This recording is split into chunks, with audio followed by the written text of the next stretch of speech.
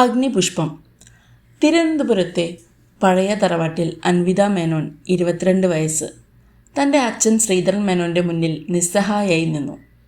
തങ്ങളുടെ ബിസിനസ് തകർച്ചയും വർമ്മ ഗ്രൂപ്പിനോടുള്ള 500 കോടി രൂപയുടെ കടവും ഒരു പേടി സ്വപ്നം പോലെ അവരെ വേട്ടയാടി.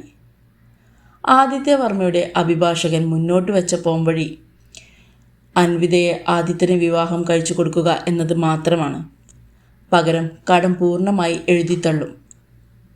ശ്രീധരൻ മേനോൻ മകളെ നോക്കി കണ്ണീരോടെ സമ്മതം മൂളുന്നു.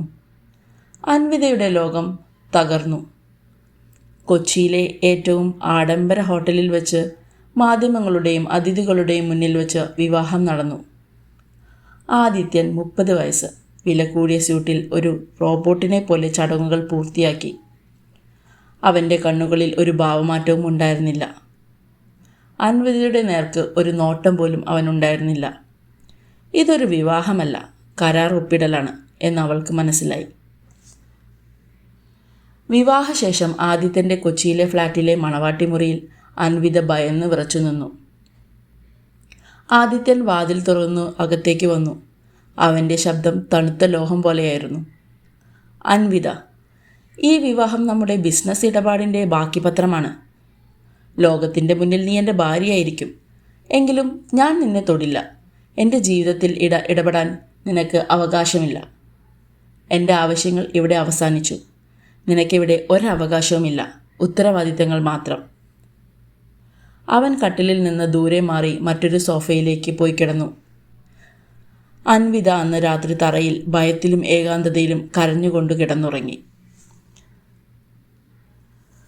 അടുത്ത ദിവസം രാവിലെ വീട്ടിലെത്തിയ മാലതി വർമ്മ, ആദിത്യൻ്റെ അമ്മ, അൻവിതയെ കാണുന്നു. അൻവിതയെ അവർക്ക് ഒട്ടും ഇഷ്ടമായില്ല. ആദിത്യന് ഇതിനേക്കാൾ നല്ല ബന്ധം വരാനിരിക്കുന്നു. നീ ഇവിടെ ഒരു താൽക്കാലിക ഏർപ്പാടാണ്. 6 മാസം അത്രേ നിനക്ക് ഈ വീട്ടിൽ ആയുസുള്ളൂ.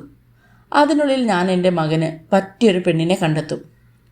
ഒരു പ്രശ്നങ്ങളും ഉണ്ടാക്കാതെ ഒതുങ്ങി ജീവിച്ച നിൻ്റെ അച്ഛൻ്റെ കടം തീർന്ന സ്ഥിതിക്ക് നിനക്ക് പോകാം. മാലതിയുടെ ഭീഷണി അൻവിതയെ കൂടുതൽ ദുർബലയാക്കി. ആദിത്യൻ ഓഫീസിലേക്ക് പോകുന്നു. അവൻ പോയതിനു ശേഷം അൻവിത വലിയ വീട്ടിൽ തനിച്ചായി. വീട്ടിൽ നിറയെ പണത്തിൻ്റെ ആഡംബരം, പക്ഷേ സ്നേഹത്തിൻ്റെ ഒരു തരി പോലുമില്ല. അവൾ ഒരു തടവുകാരിയെപ്പോലെ വീടിൻ്റെ മൂലകളിൽ ഒതുങ്ങിക്കൂടി. ആദിത്യൻ്റെ കഠിന ഹൃദയത്തിനും വികാരമില്ലായ്മയ്ക്കും പിന്നിൽ വലിയൊരു കഥയുണ്ടായിരുന്നു.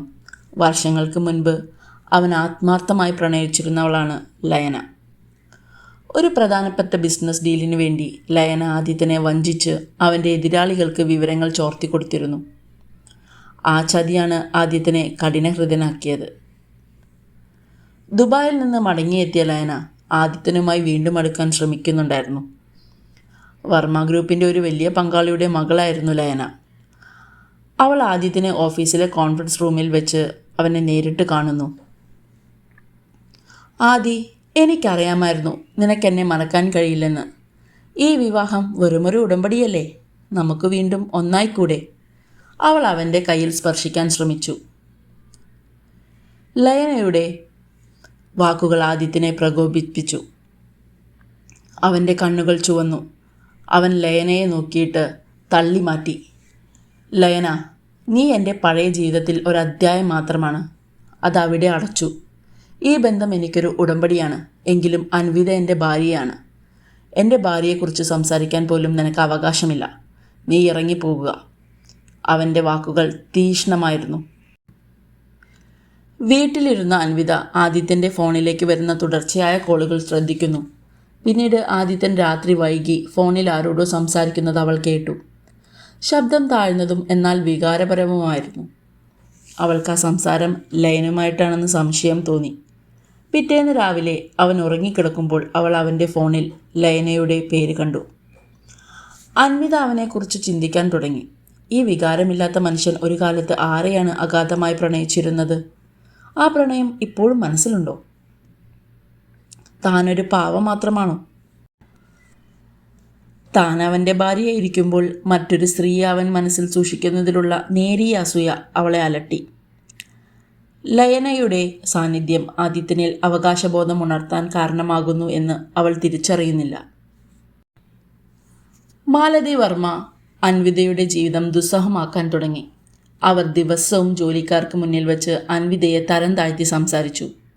ഈ വീട്ടിലെ സ്വത്തിൽ ഒരവകാശവും ഇവൾക്കില്ല, വെറുമൊരു കടം തീർക്കാനുള്ള ഉപകരണം. അവർ മനഃപൂർവ്വം അൻവിതയെ കൊണ്ട് ചെയ്യാൻ കഴിയാത്ത ജോലികൾ ചെയ്യിപ്പിച്ചു.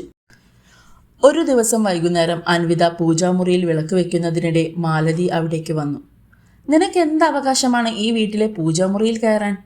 നീയും നിന്റെ അച്ഛനും കള്ളന്മാരാണ്. നീ ഇവിടെ കട്ടുമുടിക്കാൻ വന്നതാണ്. മാലതിയുടെ ദേഷ്യം അതിരുവിട്ടു. നിന്നെപ്പോലെ ഒരു പെണ്ണ് ഇവിടെ നിൽക്കാൻ പാടില്ല. അവർ അൻവിതയെ ശക്തിയായി തള്ളി. അൻവിത മാർബിൾ തറയിൽ വീണു. അവളുടെ നെറ്റി അരികിൽ വെച്ചിരുന്ന അലങ്കാരക്കല്ലിലിടിച്ച് ചോര ഒഴുകി. വേദനയോടെ എഴുന്നേറ്റ അൻവിതയെ മാലതി ഭീഷണിപ്പെടുത്തി. ആദിത്യൻ അറിഞ്ഞാൽ അവൻ്റെ ദേഷ്യം നീ ആയിരിക്കും അനുഭവിക്കേണ്ടി വരിക. നീ തെന്നി വീണതാണെന്ന് പറഞ്ഞാൽ മതി. ഭയം കാരണം അൻവിത മുറിയിൽ ചെന്ന് മുറിവിൽ മരുന്ന് വെച്ച് ഒതുങ്ങിയിരുന്നു. അവൾ ആദിത്യയോട് പരാതിയൊന്നും പറയാൻ തയ്യാറായില്ല. വൈകുന്നേരം ഓഫീസിൽ നിന്നെത്തിയ ആദിത്യൻ അൻവിതയുടെ മുറി കാണുന്നു. എന്താ പറ്റിയത് അൻവിത? അവൻ ചോദിച്ചു. ഒന്നുമില്ല, നടക്കുമ്പോൾ തെന്നി വീണതാണ്. അവളുടെ ശബ്ദത്തിലെ വിറയൽ ആദിത്യൻ ശ്രദ്ധിച്ചു. അവൻ നേരെ അടുക്കളയിലേക്ക് പോയി ജോലിക്കാരെ ചോദ്യം ചെയ്തു. അവൻ്റെ ഭീകരമായ ഭാവം കണ്ട് അവർ സത്യം തുറന്നു പറഞ്ഞു. ആദിത്യൻ ഉഗ്രകോപത്തോടെ എല്ലാവരും ഇരിക്കുന്ന ഹാളിലേക്ക് പോയി. മാലതി വർമ്മയെ നോക്കി അവൻ അലറി. അവൾ എൻ്റെ ഭാര്യയാണ്. അവൾക്ക് മുറിവേൽപ്പിക്കാൻ ഈ ലോകത്ത് എനിക്ക് മാത്രമേ അധികാരമുള്ളൂ. അത് ചോദ്യം ചെയ്യാൻ ആർക്കും അവകാശമില്ല. എൻ്റെ ഭാര്യയെ വേദനിപ്പിച്ചാൽ നിങ്ങൾ അതിൻ്റെ ഫലം അനുഭവിക്കേണ്ടി വരും. അമ്മയാണെങ്കിലും ശരി, ലയനയാണെങ്കിലും ശരി, അവൾ എൻ്റെ പേരിലാണ് ഇവിടെ ജീവിക്കുന്നത്. അവൻ്റെ ശബ്ദം ആ വീടിൻ്റെ ഭിത്തികളിൽ പ്രതിധ്വനിച്ചു. എല്ലാവരും ഭയന്നു വിറച്ചു. മുറിവേറ്റ സംഭവത്തിന് ശേഷം ആദിത്യൻ അൻവിതയോട് കൂടുതൽ ശ്രദ്ധ കാണിച്ചു തുടങ്ങി. അവൻ അവളെ വീട്ടിൽ നിന്ന് പുറത്തിറങ്ങാൻ അനുവദിച്ചില്ല. അവൾക്ക് ആവശ്യമായതെല്ലാം മുറിയിലെത്തിക്കാൻ ഉത്തരവിട്ടു. ഇതൊരു സ്നേഹമായിരുന്നില്ല, മറിച്ച് തൻ്റെ വസ്തുവിനെ പറ്റിയ കേടുപാടുകൾ തീർക്കുന്ന ഒരു ഉടമസ്ഥൻ്റെ മനോഭാവമായിരുന്നു. വർമ്മ ഗ്രൂപ്പിൻ്റെ ഒരു പ്രധാനപ്പെട്ട കരാർ ചർച്ച ചെയ്യാൻ വിദേശ ക്ലയൻറ്റുകളുമായി ഒരു മീറ്റിംഗ് നടക്കുന്നു. ക്ലയൻറ്റുകൾക്ക് ആദിത്യൻ്റെ കുടുംബ ബന്ധങ്ങളെക്കുറിച്ച് അറിയണം എന്ന ആവശ്യം വന്നപ്പോൾ അൻവിതയെയും മീറ്റിങ്ങിന് കൊണ്ടുവരാൻ ആദിത്യൻ നിർബന്ധിതനായി. അവിടെ വെച്ച് ഇറ്റാലിയൻ ക്ലയൻറ്റ് അൻവിതയുടെ സൗന്ദര്യത്തിൽ ആകൃഷ്ടനായി സംസാരിച്ചു. മറ്റൊരാൾ തൻ്റെ ഭാര്യയെ നോക്കുന്നതും അവളെക്കുറിച്ച് സംസാരിക്കുന്നതും ആദിത്യനെ അസ്വസ്ഥനാക്കി. അവൻ്റെ നിയന്ത്രണം നഷ്ടപ്പെട്ടു. ക്ലയൻറ്റുകൾക്ക് മുന്നിൽ വെച്ച് ആദിത്യൻ അൻവിതയുടെ അരക്കെട്ടിൽ കൈവച്ച് അവളെ തന്നിലേക്ക് ചേർത്തു. Gentleman, she is mine. I keep what is mine protected and I don't share. ക്ലയൻറ്റുകൾ ആദിത്യൻ്റെ തീവ്രമായ ഉടമസ്ഥാവകാശം കണ്ട് അമ്പരന്നു. ആദിത്യൻ്റെ ഉള്ളിൽ ലയനയോടുണ്ടായിരുന്ന മുറിവും അൻവിതയോടുള്ള അനിയന്ത്രിതമായ ആകർഷണവും ഒരുമിച്ചു. രാത്രിയിൽ അവൻ അൻവിതയുടെ മുറിയിലേക്ക് വന്നു. അവളുടെ ഭയം അവൻ കണ്ടില്ല. നീ എന്നെ നാണം കെടുത്തുകയാണോ? എന്നിൽ നിന്ന് ഒളിച്ചോടുന്നത് എന്തിനാണ്? എന്നെ അവഗണിക്കാൻ നീ ആരാണ്? അവൻ ചോദിച്ചു. അവൻ അവളെ വലിച്ചടുപ്പിച്ചു. നിന്റെ ഓരോ അണുവിലും എൻ്റെ മുദ്ര പതിക്കണം. നീ എൻ്റേതാണ്. ഈ ലോകത്ത് ആരും നിന്നെ നോക്കുന്നത് എനിക്കിഷ്ടമല്ല. ഇവൾ ആദിത്യവർമ്മയുടെ മാത്രം ഭാര്യയാണെന്ന് എല്ലാവരും അറിയണം. അവരുടെ ബന്ധം ശക്തമായ അവകാശബോധത്തിൽ നിന്നും തീവ്രമായ അഭിനിവേശത്തിൽ നിന്നും ഉടലെടുത്തു. പ്രതിഷേധങ്ങൾക്കിടയിലും ആദിത്യൻ്റെ സാമീപ്യം അവളിലെ ഭയത്തെ അലിയിച്ചു കളയുന്നത് അൻവിത തിരിച്ചറിഞ്ഞു. പിറ്റേന്ന് രാവിലെ അൻവിത അവൻ്റെ നെഞ്ചിൽ തലവെച്ച് കിടക്കുകയായിരുന്നു. അവൻ്റെ മുഖത്ത് കുറ്റബോധവും ഒരുതരം ആകർഷണത്തിൻ്റെ വേദനയും ഉണ്ടായിരുന്നു.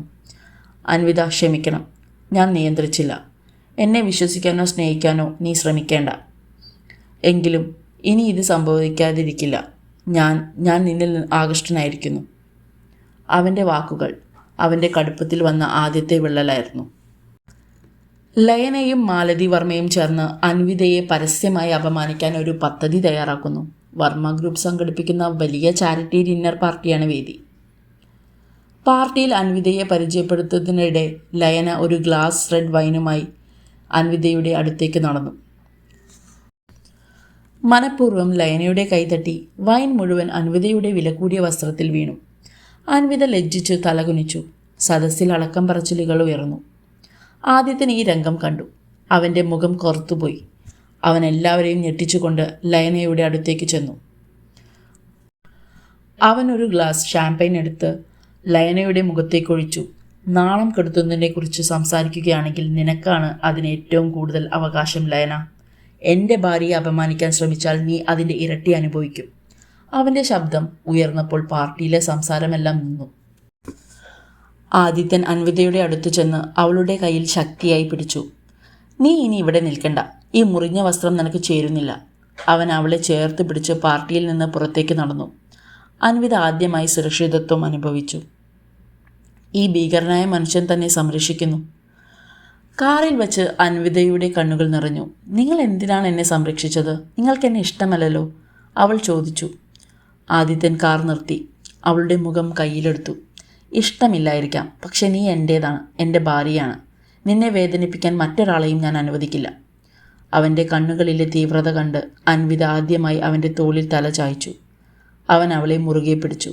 അവരുടെ ബന്ധത്തിലെ ഉടമ്പടി പതിയെ അഭിനിവേശത്തിലേക്ക് വഴിമാറുകയായിരുന്നു. അവൻ അവളെ കൈവശം വയ്ക്കാൻ ആഗ്രഹിക്കുന്നു. അവൻ്റെ ലോകം അവളായി മാറിയിരിക്കുന്നു. പാർട്ടിയിലെ സംഭവത്തിന് ശേഷം ആദിത്യൻ ലയനയെ അപമാനിച്ച വാർത്ത മാധ്യമങ്ങളിൽ നിറയുന്നു. വർമ്മ ഗ്രൂപ്പിൻ്റെ പ്രതിച്ഛായയെക്കുറിച്ച് മാലതി വർമ്മ ആദിത്യനെ കുറ്റപ്പെടുത്തുന്നു.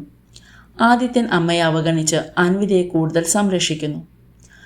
താൻ കാരണം ആദിത്യൻ അപമാനം നേരിട്ടതിൽ അൻവിതയ്ക്ക് ദുഃഖം തോന്നുന്നു. അവൾ ആദിത്യൻ്റെ പേഴ്സണൽ അസിസ്റ്റന്റിൽ നിന്ന് രഹസ്യമായി ലയനയുടെ പൂർവ്വകാലത്തെക്കുറിച്ച് അന്വേഷിക്കുന്നു. ലയനയുടെ ചതിയെക്കുറിച്ചും അത് ആദിത്യനെ എത്രമാത്രം വേദനിപ്പിച്ചതിനെക്കുറിച്ചും അവൾ അറിയുന്നു. ലയനയുടെ ചതിയെക്കുറിച്ച് അറിഞ്ഞ അൻവിതയ്ക്ക് ആദിത്യനോട് സഹാനുഭൂതി തോന്നുന്നു. രാത്രിയിൽ ആദിത്യൻ ഓഫീസിലെ ജോലി തിരക്കിൽ ക്ഷീണിതനായി മുറിയിലെത്തുമ്പോൾ അൻവിത ആദ്യമായി അവന് വേണ്ടി കാപ്പി ഉണ്ടാക്കി നൽകുന്നു. അപ്രതീക്ഷിതമായ ഈ സ്നേഹപ്രകടനത്തിൽ ആദിത്യൻ്റെ കടുപ്പമേറിയ പ്രതിരോധം തകരുന്നു. അവൻ കാപ്പി കുടിച്ച് എൻ്റെ കാര്യത്തിൽ ഇടപെടേണ്ട ആവശ്യമില്ല എന്ന് പതിവ് പോലെ പറഞ്ഞെങ്കിലും അവൻ്റെ കണ്ണുകളിൽ ഒരു തരം നന്ദി ഉണ്ടായിരുന്നു. ആദ്യമായി ആദിത്യൻ സ്വന്തം ഇഷ്ടപ്രകാരം അൻവിതയെ ചേർത്ത് പിടിച്ച് അവളെ തന്നോടൊപ്പം ഉറങ്ങാൻ ക്ഷണിക്കുന്നു.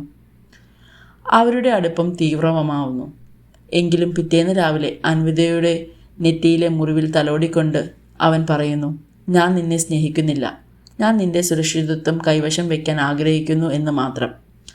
ഈ ഉടമസ്ഥാവകാശം അൻവിതയെ കൂടുതൽ ആശയക്കുഴപ്പത്തിലാക്കുന്നു. വർമ്മ ഗ്രൂപ്പിൻ്റെ ഒരു പ്രധാന കോൺട്രാക്ടർ, ഒരു ബിൽഡർ, സാമ്പത്തിക പ്രശ്നങ്ങളാൽ പിന്മാറാൻ ഒരുങ്ങുന്നു. ഇത് ആദിത്യൻ്റെ ഒരു വലിയ പ്രൊജക്റ്റിനെ പ്രതികൂലമായി ബാധിക്കുന്നു. ആദിത്യൻ രാത്രി വൈകിയും ഉറക്കമില്ലാതെ ജോലി ചെയ്യുന്നത് അൻവിത കാണുന്നു. അൻവിതയുടെ അച്ഛൻ ശ്രീധരൻ മേനോൻ പണ്ടൊരു ബിൽഡറായിരുന്നു. ആ ബിസിനസ്സിലെ ചില രഹസ്യങ്ങൾ അൻവിതയ്ക്കും അറിയാമായിരുന്നു. വർമ്മ ഗ്രൂപ്പിൻ്റെ നഷ്ടപ്പെട്ട കോൺട്രാക്ടറുമായി സംസാരിക്കാൻ അവൾ ആദിത്യയോട് രഹസ്യമായി അനുവാദം ചോദിക്കുന്നു. ആദിത്യൻ അൻവിതയെ പൂർണ്ണമായും തള്ളിക്കളയുന്നു. നിനക്ക് ഈ ബിസിനസ് അറിയില്ല. പക്ഷേ അവളുടെ കണ്ണുകളിലെ ആത്മവിശ്വാസം കണ്ട് അവൻ ഉള്ളിലെ വിശ്വാസത്തിൻ്റെ ചെറിയൊരു തിരി തെളിയുന്നു. അവൻ അവൾക്കൊരു അവസരം നൽകുന്നു. അൻവിത കോൺട്രാക്ടറുമായി സംസാരിച്ച് സാമ്പത്തിക കാര്യങ്ങൾ മറ്റൊരു രീതിയിൽ ക്രമീകരിച്ച് കോൺട്രാക്ട് നിലനിർത്താൻ സഹായിക്കുന്നു. ഇത് ആദിത്യനെ അമ്പരപ്പിക്കുന്നു. നീ എന്താണ് ചെയ്തത് എന്ന് അവൻ ചോദിക്കുന്നു. ഞാൻ നിങ്ങളുടെ ഭാര്യയാണ്, നിങ്ങളുടെ പ്രശ്നം എൻ്റെ പ്രശ്നമാണ്, അവൾ മറുപടി നൽകുന്നു. അന്ന് രാത്രി കിടപ്പറയ്ക്ക് പുറത്ത് അവർ ആദ്യമായി പരസ്പരം മനസ്സിലാക്കി സംസാരിക്കുന്നു. ബിസിനസ്സിനെക്കുറിച്ചും ലോകത്തെക്കുറിച്ചും അവരുടെ തകർന്ന സ്വപ്നങ്ങളെക്കുറിച്ചും. ആദിത്യൻ തൻ്റെ മാലതി അമ്മയുമായി പ്രശ്നങ്ങളെക്കുറിച്ച് നേരിയ സൂചന നൽകുന്നു. അൻവിത താൻ ഒരു കരാർ ഭാര്യയാണെന്ന ചിന്ത മാറ്റി അവനോട് അടുക്കുന്നു. ബിസിനസ്സിലെ അൻവിതയുടെ വിജയവും മകൻ അവളോടുള്ള അടുപ്പവും മാലതി വർമ്മയെ പ്രകോപിപ്പിച്ചു. അവർ ലയനയുമായി ചേർന്ന് ഒരു പുതിയ പദ്ധതി തയ്യാറാക്കുകയായിരുന്നു. അൻവിതയെ കള്ളിയാക്കി ആദിത്യൻ്റെ കൺമുമ്പിൽ അപമാനിക്കുക. വർമ്മ ഗ്രൂപ്പിൻ്റെ പുതിയ ഓഫീസ് ഡീൽ നടക്കുന്നതിനിടെ മാലതിയുടെ നിർദ്ദേശപ്രകാരം ലയന ഒരു ഫയൽ റൂമിൽ കയറി ഒരു രഹസ്യരേഖ മോഷ്ടിക്കുന്നു. അൻവിതയാണ് അത് മോഷ്ടിച്ചതെന്ന് വരുത്തി തീർക്കാൻ അവർ രേഖയുടെ കോപ്പി അൻവിതയുടെ മേശപ്പുറത്ത് ഒളിച്ചു വെച്ച് ഒരു സെക്യൂരിറ്റി ഗാർഡിനെ കൊണ്ട് കണ്ടെടുപ്പിക്കുന്നു. മാലതി വർമ്മ ആ രഹസ്യരേഖയുമായി ആദിത്യൻ്റെ ഓഫീസിലേക്ക് കടന്നു ചെന്ന് അൻവിതയെ കള്ളി എന്ന് വിളിച്ച് ആക്ഷേപിക്കുന്നു. ഈ പെണ്ണ് കടം വീട്ടാൻ നിന്നെ വിവാഹം കഴിച്ചതുപോലെ നിന്റെ ബിസിനസ് രഹസ്യങ്ങളും വിൽക്കാൻ നോക്കുന്നു. അവർ ആദിത്യനോട് അൻവിതയെ വീട്ടിൽ നിന്നും ഒഴിവാക്കാൻ ആവശ്യപ്പെടുന്നു. ആദിത്യൻ അൻവിതയെ രൂക്ഷമായി നോക്കുന്നു. ആദിത്യൻ്റെ സംശയം അൻവിതയുടെ ഹൃദയം തകർക്കുന്നു. ഞാൻ അങ്ങനെയൊന്നും ചെയ്യില്ല എന്ന് അവൾ കരഞ്ഞുകൊണ്ട് ആദിത്യൻ്റെ മുന്നിൽ സത്യം ചെയ്യുന്നു. ആദിത്യൻ്റെ ഉള്ളിലെ പഴയ മുറിവുകൾ വീണ്ടും തുറക്കുന്നു. ലയന ആദിത്യൻ്റെ മുന്നിൽ വന്ന്, എനിക്കറിയാം അവൾ കള്ളിയാണെന്ന്. നിന്റെ മുൻപിലെത്തി ഈ സത്യം പറയാൻ എനിക്ക് മാത്രമേ ധൈര്യമുണ്ടാവുള്ളൂ ആദി എന്ന് പറഞ്ഞ് അവനെ സ്വാധീനിക്കാൻ ശ്രമിക്കുന്നു. ആദിത്യൻ പ്രതിസന്ധിയിൽപ്പെട്ടിരിക്കുകയാണ്, ആരെ വിശ്വസിക്കണമെന്നറിയാതെ. ലയനയുടെ നാടകം ആദിത്യനെ അസ്വസ്ഥനാക്കി. അവൻ ലയനയെയും അമ്മയെയും അകറ്റി നിർത്തി. എൻ്റെ ഭാര്യയെക്കുറിച്ച് സംസാരിക്കാൻ ആർക്കും അവകാശമില്ല. അവളെക്കുറിച്ച് ഇനി ഇവിടെ ആരും ഒരു വാക്ക് പറയരുത്. അവൻ അൻവിതയെ വീട്ടിൽ നിന്നും പുറത്താക്കാനുള്ള നീക്കം തടയുന്നു. അൻവിതയുടെ നിഷ്കളങ്കത ആദിത്യൻ തിരിച്ചറിഞ്ഞു. അവൾക്ക് ഇതിൽ പങ്കില്ലെന്ന് അവനറിയാം. രഹസ്യമായി അവൻ ഈ ആരോപണത്തിന് പിന്നിലെ യാഥാർത്ഥ്യം കണ്ടെത്താൻ അന്വേഷണം ആരംഭിക്കുന്നു. CCTV ദൃശ്യങ്ങൾ പരിശോധിക്കാൻ അവൻ തൻ്റെ വിശ്വസ്തനായ സെക്യൂരിറ്റി ഓഫീസറോട് പറയുന്നു. CCTV ദൃശ്യങ്ങളിൽ ലയനയും മാലതിയുടെ ആളും ഫയൽ റൂമിൽ കയറുന്നതിൻ്റെ ചെറിയ സൂചന ലഭിക്കുന്നു. തെളിവ് വ്യക്തമല്ലെങ്കിലും ആദിത്യൻ കാര്യങ്ങൾ മനസ്സിലാക്കുന്നു. അവൻ അമ്മയോട് രോക്ഷത്തോടെ സംസാരിക്കുന്നു. ഇതൊരു അവസാനത്തെ മുന്നറിയിപ്പാണ്. എൻ്റെ കുടുംബത്തിൽ ഇടപെടാൻ നിങ്ങൾ ശ്രമിക്കരുത്. അൻവിതയെ ആദിത്യൻ മുറിയിലേക്ക് വിളിക്കുന്നു. എനിക്കറിയാം നീ നിരപരാധിയാണെന്ന് അവൻ പറയുന്നു. അവൾ അവനെ കെട്ടിപ്പിടിച്ച് കരയുന്നു. നിങ്ങൾ എന്നെ വിശ്വസിച്ചത് എന്തിനാണ്? ഞാനൊരു കരാർബാറിയല്ലേ? ഈ ചോദ്യം ആദിത്യനെ തകർത്തു. എനിക്കറിയില്ല അൻവിത, നിന്നെ വേദനിപ്പിക്കാൻ എനിക്കാവില്ല. ആദ്യമായി ആദിത്യൻ്റെ ഉടമസ്ഥാവകാശം സ്നേഹത്തിൻ്റെ ലക്ഷണമായി പരിണമിക്കുന്നു. പരാജയപ്പെട്ട ലയന ആദിത്യനെ വിളിച്ച് താൻ ഉടൻ തന്നെ അൻവിതയുടെ അച്ഛനെ പഴയ സാമ്പത്തിക തട്ടിപ്പിൻ്റെ കഥകൾ മാധ്യമങ്ങളെ അറിയിക്കുമെന്ന് ഭീഷണിപ്പെടുത്തുന്നു. ഇത് ആദിത്യനെ കൂടുതൽ പ്രകോപിപ്പിക്കുന്നു. അൻവിതയുടെ അച്ഛനെതിരെയുള്ള ഭീഷണി ആദിത്യൻ്റെ ദേഷ്യം ഇരട്ടിയാക്കി. അവൻ ലയനയെ തൻ്റെ ഓഫീസിലേക്ക് വിളിപ്പിക്കുന്നു. അവൻ ലയനയെ എന്നേക്കുമായി വർമ്മ ഗ്രൂപ്പിൽ നിന്നും തൻ്റെ ജീവിതത്തിൽ നിന്നും ഒഴിവാക്കുന്നു. ഇനി എൻ്റെയോ എൻ്റെ ഭാര്യയുടെയോ അടുത്ത് നീ വരില്ല. ലയന പോയ ശേഷം ആദിത്യൻ തൻ്റെ മുറിയിലെത്തി അൻവിതയോട് തൻ്റെ മുൻ കാമുകി ഇനിയൊരിക്കലും അവരുടെ ജീവിതത്തിൽ ഒരു പ്രശ്നമുണ്ടാക്കില്ല എന്ന് വാക്ക് നൽകുന്നു. നിനക്ക് എൻ്റെ പേരിൽ ഒരു ഭീഷണിയും ഉണ്ടാകില്ല. ഞാൻ നിൻ്റെ ഭർത്താവാണ്, വികാരം തുറന്നു പറഞ്ഞു ആദിത്യൻ. അൻവിത ആദിത്യൻ്റെ അടുത്ത് ചെന്ന് ചോദിക്കുന്നു, നിങ്ങൾക്ക് എന്നോട് ദേഷ്യമില്ലെങ്കിൽ എന്താണ് നിങ്ങൾക്ക് എന്നെ സംരക്ഷിക്കുന്നത്? എന്തിനാണ് എന്നെ സംരക്ഷിക്കുന്നത്? എന്തിനാണ് മറ്റൊരാൾ എന്നെ വേദനിപ്പിക്കുന്നത് നിങ്ങൾ ഇഷ്ടമില്ലാത്തത്? ആദിത്യൻ അൻവിതയുടെ കണ്ണുകളിൽ നോക്കുന്നു. അൻവിത, ഈ ലോകം, എൻ്റെ ബിസിനസ്, എൻ്റെ ജീവിതം ഇതെല്ലാം എൻ്റെ നിയന്ത്രണത്തിലായിരുന്നു. നിന്നെ വിവാഹം കഴിക്കുന്നത് ഒരു ഇടപാടായിരുന്നു. പക്ഷേ നീ എൻ്റെ ലോകത്തിൽ കയറിയ ശേഷം എൻ്റെ നിയന്ത്രണം നഷ്ടപ്പെട്ടു. അവൻ അവളെ കെട്ടിപ്പിടിച്ചു. ഞാൻ എനിക്ക് എൻ്റെ സ്വന്തമാക്കാൻ ആഗ്രഹിക്കുന്നു. നീയില്ലാത്ത ഒരു ലോകം എനിക്ക് ചിന്തിക്കാൻ പോലും വയ്യ. നീയില്ലാതെ എനിക്കിനി കഴിയില്ല. ആദിത്യൻ അത് സ്നേഹമായി പറഞ്ഞിരുന്നില്ല. പക്ഷേ അൻവിത വാക്കുകളെ അവളുടെ ഭർത്താവിൻ്റെ സ്നേഹപ്രഖ്യാപനമായി കണക്കാക്കുന്നു. ആ രാത്രി അവരുടെ ബന്ധം കേവലം ഉടമ്പടിയിൽ നിന്ന് അഗാധമായ ആകർഷണത്തിലേക്കും തീവ്രമായ സ്നേഹത്തിലേക്കും മാറുന്നു. ഒരുമിച്ച് ജീവിതത്തിൻ്റെ പുതിയൊരു അധ്യായം ആരംഭിച്ചിരിക്കുന്നു. അൻവിതയുടെ ജീവിതം വീട്ടിൽ മാറിമറിയുന്നു. ആദിത്യൻ അവളെ ഭാര്യയായി അംഗീകരിച്ചിരിക്കുന്നു എന്ന തോന്നൽ അവളിലുണ്ടാക്കുന്നു. വീട്ടിലെ എല്ലാ കാര്യങ്ങളിലും അവൾക്ക് കൂടുതൽ സ്വാതന്ത്ര്യം ലഭിച്ചു. മാലതി വർമ്മ പോലും അവളോട് നേരിട്ട് ഏറ്റുമുട്ടാൻ മടിച്ചു തുടങ്ങി.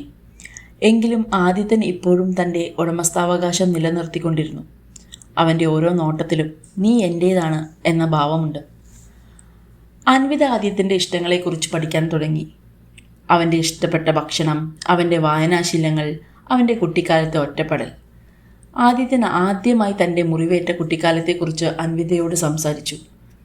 ഇത് അവർക്കിടയിൽ വൈകാരികമായി ഒരു അടുപ്പം വളർത്തി.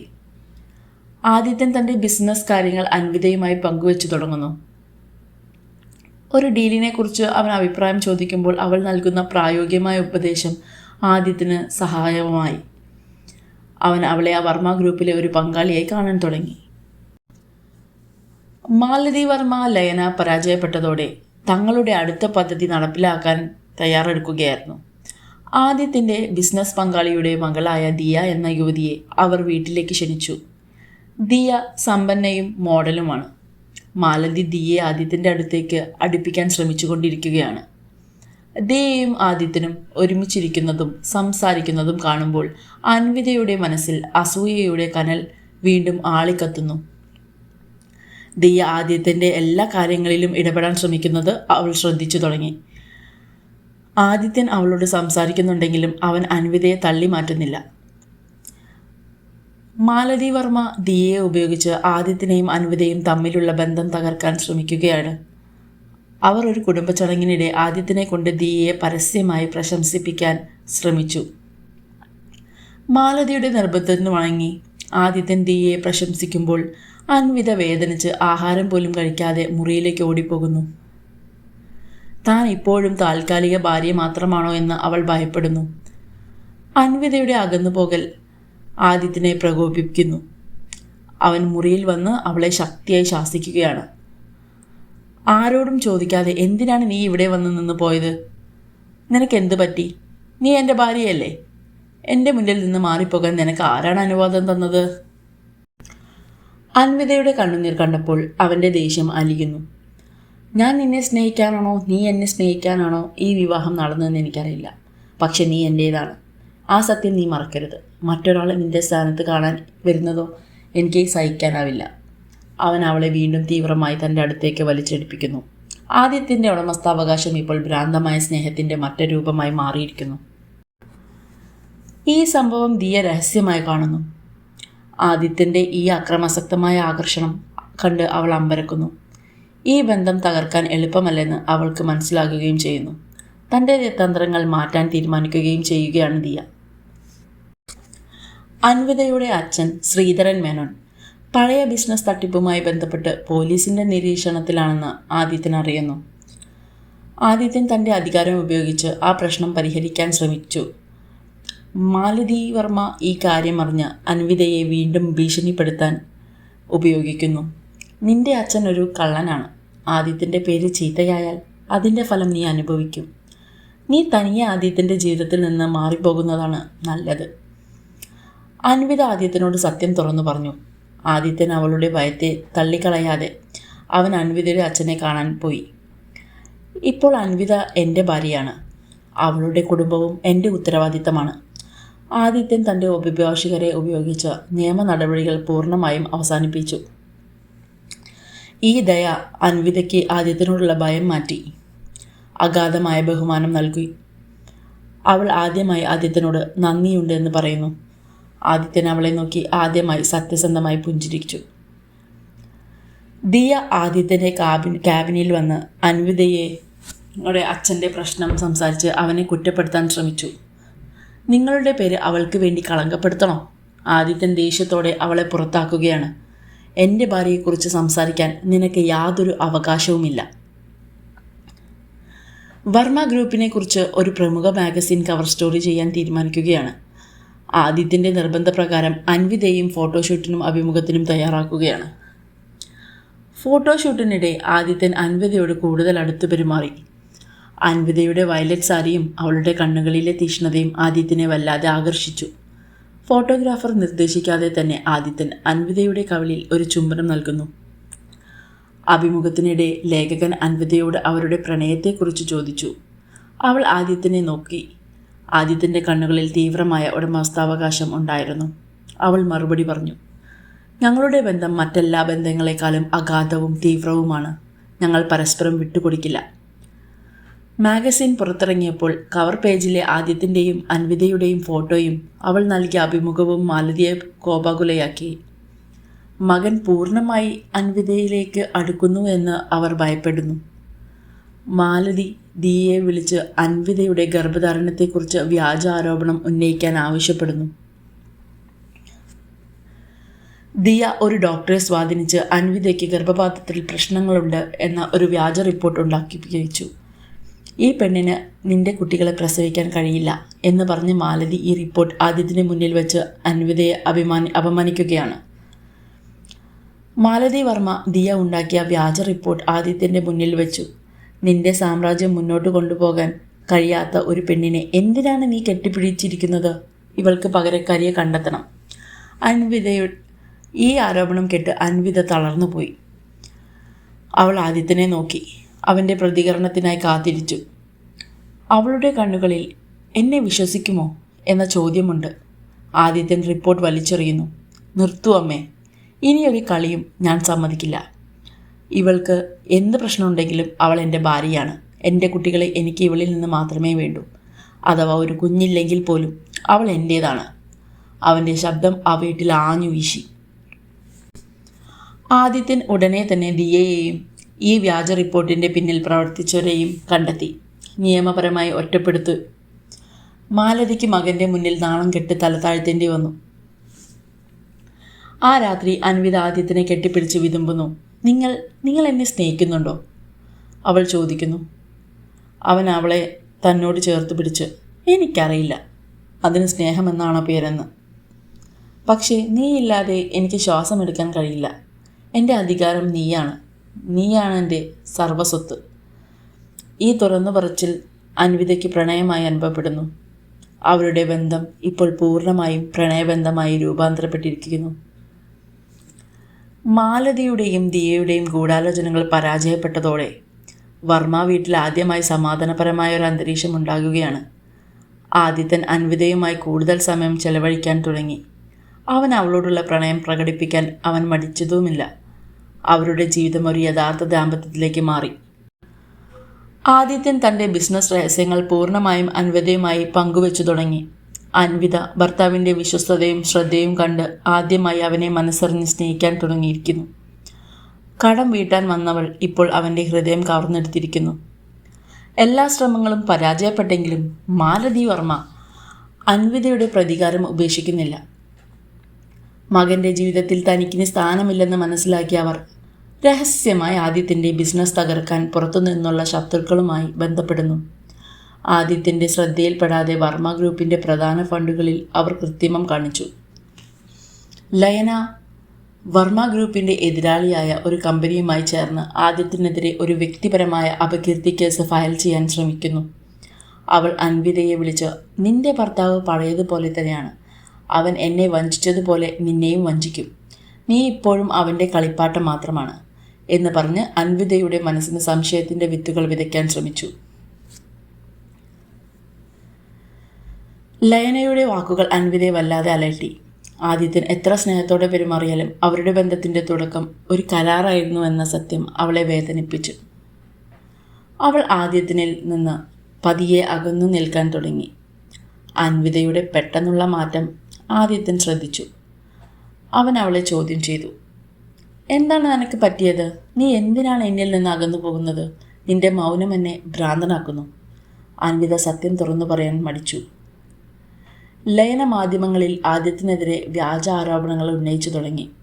ആദിത്യൻ പഴയ ബന്ധങ്ങൾ ഉപയോഗിച്ച് സ്ത്രീകളെ ഉപദ്രവിക്കുന്നു. ഈ വാർത്ത ആദിത്യനെ കോപാകുലനാക്കുന്നു. ആദിത്യൻ ലയനയുമായി സംസാരിക്കുന്നതിനിടെ ലയന അൻവിതയെ വിളിച്ച് ആദിത്യൻ്റെ പേരിൽ ഭീഷണിപ്പെടുത്തിയ കാര്യം അവൻ അറിഞ്ഞു. ആദിത്യൻ ഉടനെ തന്നെ ലയനയെ വിളിച്ച് തൻ്റെ അൻവിതയെ പൂർണ്ണമായും വിശ്വസിക്കുന്നു എന്ന് വ്യക്തമാക്കുകയും നിയമ നടപടിയുമായി മുന്നോട്ടു പോകുകയും അറിയിക്കുകയും ചെയ്തു. ആദിത്യൻ അൻവിതയുടെ അടുത്ത് വന്ന് അവളുടെ കൈകളിൽ മുറുകെ പിടിച്ചു. നീ ഈ ബന്ധം തുടങ്ങിയത് ഒരു കടം വീട്ടാനായിരിക്കാം. പക്ഷേ എനിക്ക് നീ ഇപ്പോൾ എൻ്റെ പ്രണയമാണ്. എൻ്റെ മുൻപിൽ നിന്ന് ഇനിയൊരിക്കലും നീ ഒളിച്ചോടാൻ ശ്രമിക്കരുത്. നിന്റെ സന്തോഷം എൻ്റെ ഉത്തരവാദിത്തമാണ്. മാലതിയുടെ സഹായത്തോടെ പുറത്തുനിന്നുള്ള ശക്തികൾ വർമ്മ ഗ്രൂപ്പിൻ്റെ സാമ്പത്തിക അടിത്തറയെ ലക്ഷ്യമിട്ടു തുടങ്ങി. കമ്പനി വലിയൊരു സാമ്പത്തിക പ്രതിസന്ധിയിലേക്ക് കൂപ്പുകുത്തി. ആദിത്യൻ ഈ തകർച്ചയ്ക്ക് പിന്നിലെ അമ്മയുടെ കൈ തിരിച്ചറിഞ്ഞു. ആദിത്യൻ അമ്മയെ നേരിട്ട് കണ്ട് സംസാരിച്ചു. എനിക്കെതിരെ എന്ത് വേണമെങ്കിലും ചെയ്യാം, പക്ഷേ എൻ്റെ കമ്പനിയെ തകർക്കുന്നത് എൻ്റെ അച്ഛൻ്റെ ഓർമ്മകളെ ഇല്ലാതാക്കുന്നതിന് തുല്യമാണ്. മാലതിയുടെ കണ്ണുകൾ നിറഞ്ഞു. നീ എൻ്റെ കയ്യിൽ നിന്ന് അകന്നു പോയപ്പോൾ എനിക്കെല്ലാം നഷ്ടപ്പെട്ടു ആദിത്യ. ഈ പെണ്ണിന് വേണ്ടി നീ എന്നെ തള്ളിപ്പറഞ്ഞു. സാമ്പത്തിക പ്രതിസന്ധിയിൽ ആദിത്യൻ തളരുമ്പോൾ അൻവിത അവൻ്റെ ഏറ്റവും വലിയ ശക്തിയായി മാറി. അവൾ ഭയപ്പെട്ടില്ല. ഞാനുണ്ട് കൂടെ. പണം പോയാലും നമ്മൾ ഒരുമിച്ചാൽ തിരിച്ചു വിളിക്കാം. അവൾ തൻ്റെ സ്വർണ്ണാഭരണങ്ങൾ വിട്ട് കമ്പനിയെ സഹായിക്കാൻ ശ്രമിക്കുന്നു. ആദിത്യൻ അത് സ്നേഹത്തോടെ നിരസിക്കുന്നു. ആദിത്യൻ അൻവിതയെ തന്നോട് ചേർത്ത് പിടിച്ച്, എനിക്ക് നിന്റെ സ്നേഹം മതി, പണമല്ല. നീയാണ് എൻ്റെ സമ്പത്ത് എന്ന് പറയുന്നു. കടത്തിനു വേണ്ടി വിവാഹം കഴിച്ചയാൾ ഇപ്പോൾ പണത്തേക്കാൾ പ്രാധാന്യം അവൾക്ക് നൽകുന്നു. ആദിത്യൻ അൻവിതയുടെ സഹായത്തോടെ തന്ത്രപരമായ നീക്കങ്ങൾ നടത്തി ബിസിനസ് പ്രതിസന്ധിയിൽ നിന്ന് കരകയറ്റി. വർമ്മ ഗ്രൂപ്പ് വീണ്ടും ശക്തിപ്പെട്ടു തുടങ്ങി. വർമ്മ ഗ്രൂപ്പ് പ്രതിസന്ധിയിൽ നിന്ന് കരകയറിയതോടെ മാലതി വർമ്മയുടെ ഹൃദയം മാറി. അൻവിതയാണ് തൻ്റെ മകന് ഏറ്റവും മികച്ച കൂട്ടുകാരിയെന്നും അവളാണ് മകൻ്റെ രക്ഷക എന്നും അവർക്ക് മനസ്സിലാകുന്നു. മാലതി ആദ്യമായി അൻവിതയുടെ അടുത്ത് വന്ന് പൂർണ്ണമായി ക്ഷമ ചോദിക്കുന്നു. അൻവിത സന്തോഷത്തോടെ അത് സ്വീകരിക്കുന്നു. അൻവിതയുടെ അച്ഛൻ ശ്രീധരൻ മേനോൻ മകളെ കാണാൻ വീട്ടിലെത്തി. ആദിത്യൻ അൻവിതയെ ചേർത്ത് പിടിച്ച ഇവൾ എൻ്റെ ജീവിതത്തിൻ്റെ ഏറ്റവും വലിയ ഭാഗമാണ് എന്ന് അഭിമാനത്തോടെ പറയുകയാണ് ചെയ്തത്. ശ്രീധരൻ മേനോൻ തൻ്റെ കടം വീട്ടാൻ മകൾക്ക് ഒരു നല്ല ഭർത്താവിനെ ലഭിച്ചതിൽ ദൈവത്തിന് നന്ദി പറയുന്നു. ലയനയുടെ വ്യാജ കേസുകൾ കോടതിയിൽ തള്ളി. ആദിത്യൻ അവൾക്കെതിരെ നിയമ നടപടി സ്വീകരിച്ചു. ലയന അപമാനിതയായി രാജ്യം വിട്ടുപോകുന്നു. തിരിച്ചു ദുബായിലേക്ക് തന്നെ. ആദിത്യൻ്റെ ജീവിതത്തിൽ നിന്ന് പഴയ മുറിവ് പൂർണ്ണമായും നീക്കം ചെയ്യുന്നു. അൻവിതയുടെ പിറന്നാൾ ദിനം ആദിത്യൻ അവൾക്ക് ഒരു വലിയ സർപ്രൈസ് ഒരുക്കി. അന്ന് രാത്രി ആദിത്യൻ ആദ്യമായി അൻവിതയോട് അഗാധമായ സ്നേഹത്തോടുള്ള തൻ്റെ വികാരങ്ങൾ തുറന്നു പറയുന്നു. ഞാൻ നിന്നെ ആദ്യമായി കണ്ടപ്പോൾ ഒരു ഉടമ്പടി മാത്രമായിരുന്നു. പക്ഷേ ഇപ്പോൾ നീ എൻ്റെ ലോകമാണ്, എൻ്റെ ആത്മാവാണ്. ഞാൻ നിന്നെ സ്നേഹിക്കുന്നു. അവൻ അവളെ കൈവശം വയ്ക്കാൻ ആഗ്രഹിച്ചില്ല, പകരം ഹൃദയത്തോട് ചേർക്കാൻ ആഗ്രഹിച്ചു. വിവാഹം കഴിഞ്ഞ് ഒരു വർഷം തികയുന്നു. ആദിത്യനും അൻവിതയും പൂർണ്ണമായും സന്തോഷത്തോടെ ജീവിക്കുന്നു. ഒരു ദിവസം അൻവിത ആദിത്യനോട് ഒരു സന്തോഷ വാർത്ത പങ്കുവെച്ചു. അവൾ ഗർഭിണിയാണ്. ആദിത്യൻ ആ വാർത്ത കേട്ട് വികാരാധീനനായി. അവൻ അവളെ കെട്ടിപ്പിടിച്ചു. മാലതി വർമ്മ ആദിത്യൻ്റെയും അൻവിതയുടെയും അടുത്തേക്ക് വന്ന് ഇവളാണ് എൻ്റെ യഥാർത്ഥ മരുമകൾ, ഇവളാണ് ഈ കുടുംബത്തിന് വെളിച്ചം കൊണ്ടുവന്നത് എന്ന് പറഞ്ഞ് പൂർണ്ണ മനസ്സോടെ അനുഗ്രഹിച്ചു. അൻവിതയുടെ അച്ഛൻ്റെ കടം തീർക്കാൻ തുടങ്ങിയ ബന്ധം ഇപ്പോൾ അഗാധമായ പ്രണയത്തിലും വിശ്വാസത്തിലും എത്തി നിൽക്കുന്നു. ആദിത്യൻ തൻ്റെ കടുപ്പവും ഭയവും ഉപേക്ഷിച്ച് ഒരു നല്ല ഭർത്താവും സ്നേഹമുള്ള അച്ഛനുമായി മാറി. അൻവിത ഭയത്തിൻ്റെയും കടത്തിൻ്റെയും തടവറയിൽ നിന്ന് പുറത്തു വന്ന് അവൻ്റെ ഹൃദയത്തിൻ്റെ രാജ്ഞിയായി മാറിയിരിക്കുന്നു. കൊച്ചി നഗരത്തിലെ മനോഹരമായ കാഴ്ചകൾ കാണുന്ന അവരുടെ ആഡംബര ഫ്ലാറ്റിലെ ബാൽക്കണിയിൽ ആദിത്യൻ അൻവിതയെ ചേർത്ത് പിടിച്ചു നിൽക്കുന്നു. അവൻ അവളുടെ വയറ്റിൽ തലോടി. നീ എൻ്റെ അഗ്നിപുഷ്പമാണ്, നീയാണ് എൻ്റെ ലോകം. അവർ പരസ്പരം നോക്കി ചിരിക്കുന്നു. കടത്തിൻ്റെ ഉടമ്പടി പ്രണയത്തിൻ്റെ നിത്യ ഉടമ്പടിയായി പരിണമിച്ചിരിക്കുന്നു.